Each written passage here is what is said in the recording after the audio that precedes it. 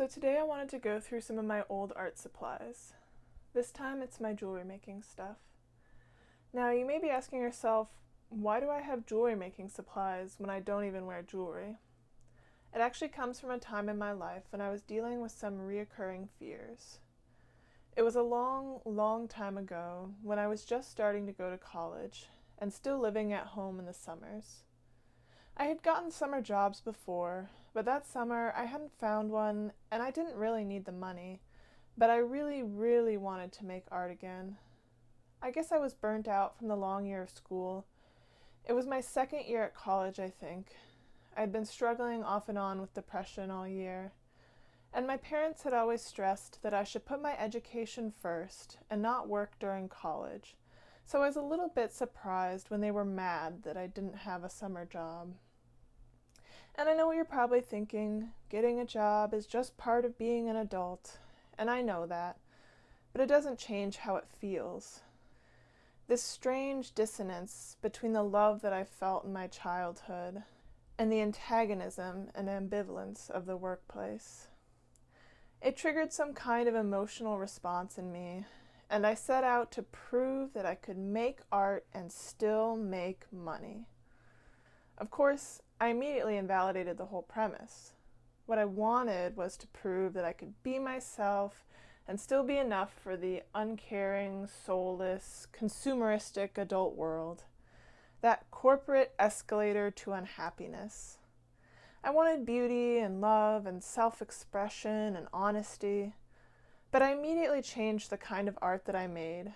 I started making jewelry and tie-dyed shirts and thrifting all kinds of art supplies that I could somehow turn into profits. And all of the items on my artistic to-do list were now utilitarian in nature. Even though I had many breakthroughs of creativity over the years, they became less and less inspired and more scripted. In my last year of college, I have about 20 pictures total that weren't product photos, and they were just photos of the behind the scenes of making those tie-dyed shirts and scented candles. In my first year of college, I took about 2,000 pictures.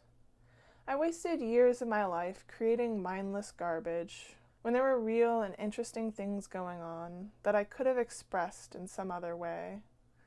I could have lived my life much more fully and maybe even come to understand all of the confusion that I felt. Though maybe that's a paradox, like trying to see your own eyes without a mirror, because my confusion and my way of life were directly connected. It's funny because I even remember so clearly a few years before this all started, when I visited my friend in college way back in my senior year of high school. We stopped by the shops on Main Street, and I saw this cute little store selling knickknacks. When I went inside, it was covered floor to ceiling in rows and rows of cheap, tasteless jewelry, as well as probably a dozen rotating displays of it too. It felt like landfill fodder, jewelry that's bought to fill social obligations, stuffed into some gift box, given to girlfriends in doomed relationships, or gifted by well-meaning aunts at graduation who don't know the graduate's taste at all, and then stuffed in the back of a closet for 2 years before being thrown out unworn in the next move. I remember thinking how emblematic it all was of the problems in our society. Driven by profits, cheap and soulless, wasting resources just to keep some kind of machine churning. Like just hitting the gas on your car as a whole society and hoping that we can somehow leap the Grand Canyon if we get going fast enough. I feel like it's the American way. I don't know. I think about these environmental things a lot, and especially back then, I was bracing for the worst. Yet 2 years later, still holding these beliefs, I deliberately overlooked all of it and just tried to make a profit. You have to make money somehow in this world, and I was afraid of losing myself on any other path. But I lost myself on this path too. I was worried about the environment before, but I ended up hurting myself.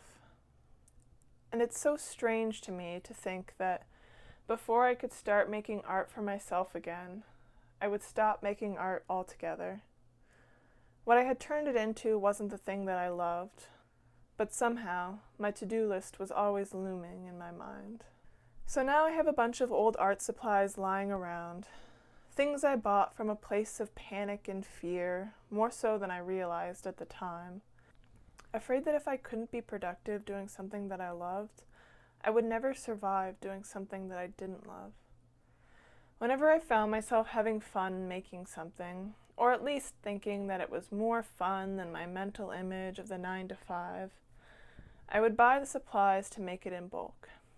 Never mind that art is a moment of becoming more than a product.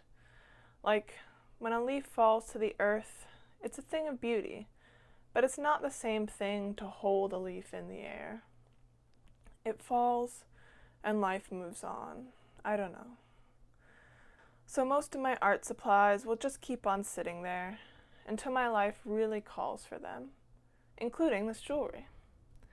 Much better to accept that some projects may not get finished, and you won't necessarily know which ones will and which ones won't, and that's just a part of life. Much better to do a craft because it's calling to you from your supply shelf, because you feel like your life would be better because of it, than because you're afraid of failure or you don't want to leave loose threads behind. In life, there will always be loose threads.